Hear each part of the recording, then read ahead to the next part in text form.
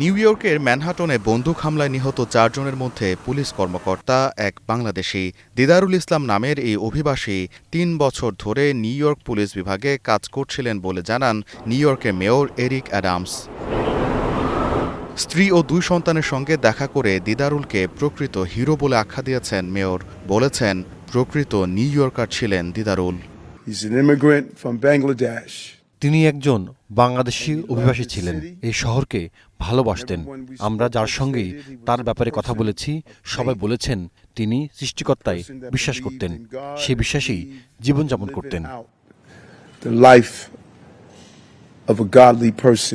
২ সন্তানের পিতা দিদারুলের স্ত্রী অন্তঃসত্ত্বা ছিলেন বলে জানিয়েছেন New York police commissioner Jessica Tisch. বলেন, নিজের দায়িত্ব পালন করতে গিয়ে চূড়ান্ত আত্মত্যাগ করেছেন দিদারুল। নিউ ইয়র্ক সিটির ম্যানহাটনে সোমবার সকালে একটি বহুতল ভবনে বন্দুকধারীর গুলিতে নিহত হন ৪ জন। ঘটনার পর নেভাদা অঙ্গরাজ্যের বাসিন্দা সন্দেহভাজন হামলাকারী শন তামুরা গুলি করে আত্মহত্যা করেন বলে জানিয়েছে নিউ ইয়র্ক পুলিশ বিভাগ। পুলিশ জানায়, ৩৪৫ পার্ক এভিনিউতে অবস্থিত ভবনটির লবিতে প্রবেশ করে তামুরা প্রথমেই নিউ ইয়র্ক পুলিশের কর্মকর্তা দিদারুল ইসলামের ওপর গুলি চালান। এরপর এসকালেটরে উঠে ভবনের করিডোরে হাঁটতে হাঁটতেই এলোপাতাড়ি গুলি চালাতে থাকেন। পরে পুলিশ ও জরুরি সেবা দল এসে পরিস্থিতি নিয়ন্ত্রণে আনে।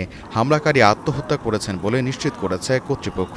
তদন্ত কর্মকর্তারা জানান, নেভাদায় বৈধ আগ্নেয়াস্ত্রের লাইসেন্স ছিল তামুরার নামে এবং তার মানসিক স্বাস্থ্য সমস্যা ছিল। এখনও পর্যন্ত হামলার পেছনে সুনির্দিষ্ট কোনো উদ্দেশ্য জানা যায়নি। গোলাম কিবরিয়া, স্টার নিউজ।